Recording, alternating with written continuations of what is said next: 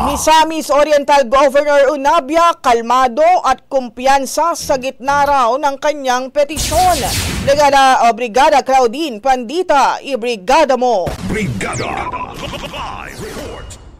Sa halip na patulan ang kontrobersiya, pinili ni Misamis Oriental Governor Peter Sr. Pedro Unabia na manatiling kalmado at kumpiyansa sa gitna ng petisyon ng Commission on Elections na humihiling sa kanyang diskwalifikasyon kung saan nagugat ito sa kanyang nurse joke sa isang campaign rally. Sa opisyal na pahayag ng kanyang tanggapan, iginiit ni Unabia na hindi pa niya formal na natatanggap ang kopya ng reklamo, ngunit nirerespeto niya ang proseso ng demokrasya at handang harapin ito ng mahinahon.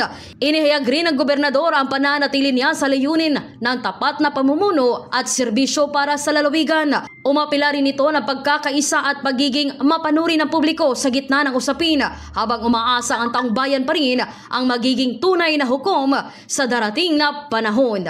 In the heart of changing lives, Brigada Claudine Lusak Pandita ng 102.5 Brigada News FM, Cagayan de Oro, the Music and News Authority. Ang bahaging ito ay hatid sa atin ng Yummy-Vit ES3 Syrup. Simulang tuparin ang pangarap ng iyong anak. And stunting now,